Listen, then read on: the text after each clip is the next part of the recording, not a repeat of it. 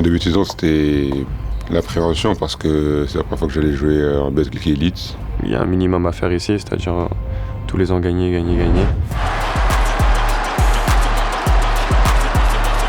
Ouais, j'ai grave kiffé jouer ce match. Mes objectifs pour cette saison, c'était de m'affirmer, de montrer de quoi j'étais capable. Mais bon, la vie, elle est pas aussi simple que ça. Du coup, au moment de la blessure, ça a été une très grosse frustration quand tu vois les autres jouer et pas toi. L'enjeu principal pour moi, c'est emmener Cholet en play-off et qui sait, créer une surprise. Quart de finale pour Cholet qui défie l'Asvel, double championne de France. Le club des Mauges porté par Yohan Makoundou a réalisé l'impensable en passant de lanterne rouge à équipe de play-off. Tu sens que c'est un club historique. Tu sens quand tu rentres dans la salle, c'est une ville, c'est une salle qui respire basket, quoi.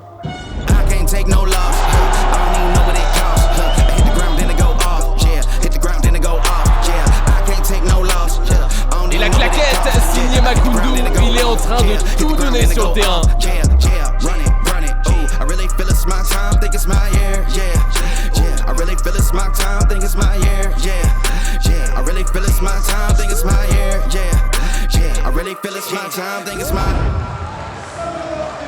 Malgré une incroyable série face à l'Asvel, les rouges et blancs doivent donc s'incliner.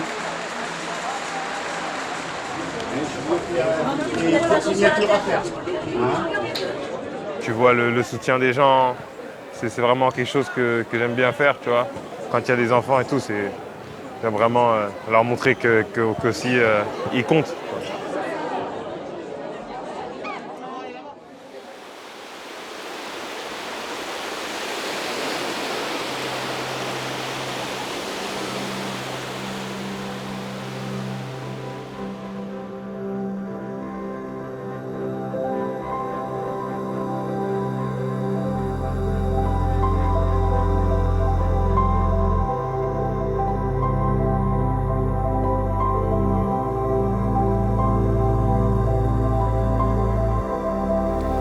Sur-Mer, c'est plutôt le club familial. C'est chaleureux, c'est accueillant.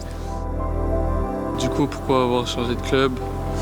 C'est tout simplement les occasions sportives qui se sont présentées et qui étaient meilleures ailleurs qu'à Paris. On sent qu'il y a de la solidarité aussi, la ville est derrière l'équipe, donc voilà, ça fait plaisir.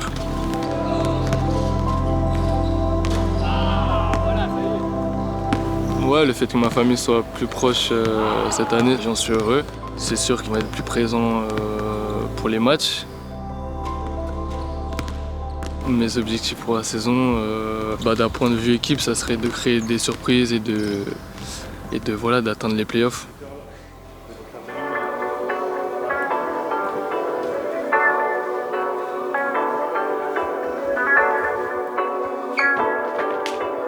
Ce que je voulais faire, c'était rester en France. Parce que je pense qu'il me faut une saison de référence pour pouvoir espérer partir à l'étranger. Ce qui a fait la différence pour que je signe à Gravine, je pense que c'était l'envie déjà de faire quelque chose avec moi et de me mettre dans leur projet. Franchement, j'ai pas vraiment hésité au final parce que le projet m'intéressait vraiment. Donc j'ai vraiment signé ici. Je pense que c'est un club historique parce qu'on ne met pas la pression, mais on doit gagner. Et le club fait tout pour qu'on gagne, nous met dans les meilleures dispositions possibles. Ouais, leur idée, c'est de retrouver les playoffs le plus vite possible et pourquoi pas accrocher une Coupe d'Europe. De base, t'allais pas jouer, c'est juste t'as vu qu'on avait des cobies pour ça. Je voulais vraiment prendre plus de vacances que prévu, mais en fait, j'avais une voix dans ma tête qui me disait « Ouais, mais si tu bosses pas, il y a quelqu'un qui va bosser à ta place. » Donc non, je me suis entraîné, je me suis énormément entraîné. Cet été, j'ai bossé mon shoot, ma main gauche, mon physique. Bon, je sais que ça se voit pas trop, mais juste pour être plus dur au contact, moins faire d'erreurs aussi. Essayer d'augmenter mon pourcentage, que ce soit à 3 points, à 2 points. Et c'est sur ça que je me suis concentré cet été.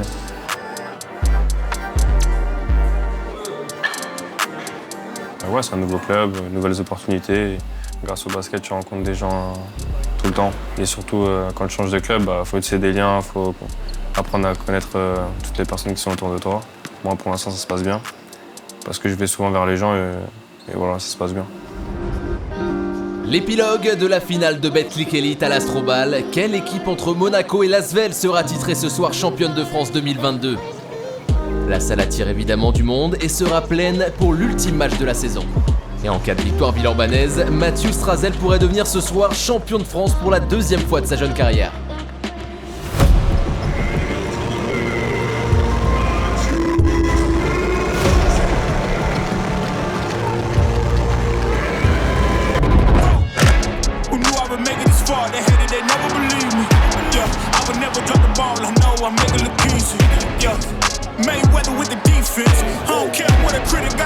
Zetkovski qui retrouve Strazel main à main et le public qui pousse et il s'impose au-dessus de Mike James. Ça fait du bien au Villeurbanais. Et un gros tir de plus. Lyon-Villeurbanne se rapproche vraiment du titre.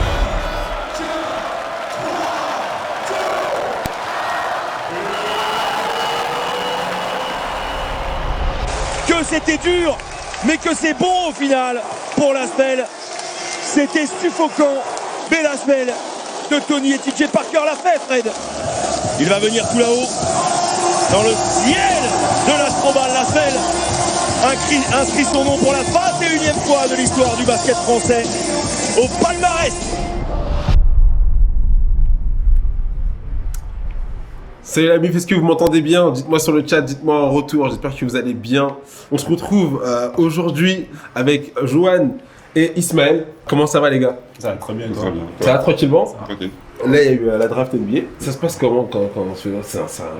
On va pas se mentir, c'est un énorme rêve de. Ça pète ton crâne quoi. Ouais, c'est sûr, en vrai c'est une dinguerie, surtout quand tu mets la casquette aussi. Moi je sais pas parce que du coup, moi je me suis posé plein de questions. Je me suis dit, est-ce qu'on est au courant avant?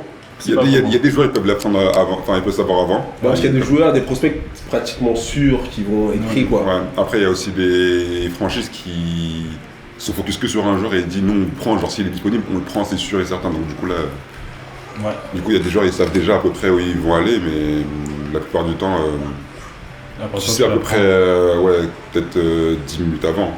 Ah ouais, et au moment où vous l'avez appris, il se passe quoi dans votre tête? Tu réalises pas tout de suite. Même quand, une fois qu'on a appelé ton nom, bah en fait, tes parents, tes proches, ton agent, ils savent que tu l'as fait, mais toi, tu réalises pas tout de suite, tu vois. T'es là encore en mode c'est bizarre. En plus, on a quelques jours de préparation avant de partir rejoindre notre équipe. Et pendant ces quelques jours, bah, du coup, ça te sort un peu de la tête. Et au moins, que tu prends ton billet, on te dit, bah là, tu pars, tu vas rejoindre l'équipe. Là, à ce moment, tu te dis, ah ouais. Bah, j'ai été drafté quoi. Tu vois, en fait c'est un truc que tu réalises pas direct et du coup tu prends du temps à vraiment en prendre conscience du truc et après une fois que tu l'as réalisé tu te dis bah en fait je l'ai fait ce dont je rêvais depuis toujours bah je suis là quoi. Ça en fait le moment.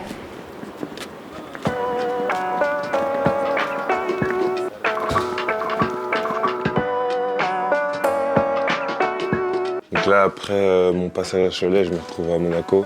C'est un gros cap pour moi. Voilà, c'est plus les mêmes responsabilités, la même équipe. C'est un très très bon départ. C'est une bonne façon de commencer dans le très haut niveau. Moi, j'aimerais montrer que je peux continuer d'apporter et de progresser. C'est un des trucs que je veux et après, si je peux tout rafler, on rafle tout, hein. Pas de question. Avec Lasvel, ils n'ont pas essayé de me garder plus que ça, les avis ont un peu changé. Donc voilà, j'ai pris la décision de trouver une nouvelle aventure qui me correspondait mieux. Et voilà, j'ai voulu avoir une certaine continuité, continuer à jouer l'Euroleague et la Betclic Elite et essayer de gagner des titres. Donc voilà, c'est une certaine continuité dans ce que j'ai déjà fait. J'ai eu quelques appels avec le coach pendant l'été, je connaissais Eli, je savais que Johan allait signer, donc ouais. Forcément, il y avait des visages que j'allais reconnaître ici. Mathieu, il signe après moi. Je l'apprends par un contact qu'on a en commun. Bah, moi, ça me fait rire. Je me dis, mais où est-ce qu'il va aller au début? Après, du coup, il me dit qu'il va signer à Monaco. Je dis, oh, ouais, c'est un truc de ouf. Bah, c'est lourd, quoi. On retrouve les enfants de 77 ensemble dans une grosse écurie européenne. Donc, non, bah oui, c'était archi marrant, c'était cool de voir que j'avais passé quelques saisons avec lui. Mes objectifs pour la saison, je dirais que c'est d'arriver à simplifier le jeu de l'équipe parce que voilà, il y a de fortes individualités. Donc moi, quand je suis sur le terrain, essayer de faire en sorte que l'équipe joue bien tout en restant moi. Parce que j'ai l'impression que le coach me donne une certaine confiance et une certaine liberté dans mon jeu, offensivement je parle. Donc rester moi, rester agressif, tout en faisant en sorte que l'équipe joue correctement. Non, je pense que on peut être très bon cette année. C'est juste question de bien travailler ensemble. Tout. Mes objectifs pour cette saison, c'était de m'affirmer, de trouver un rôle important dans l'équipe. Tout va jouer sur la saison. J'avais hâte de prouver mon niveau.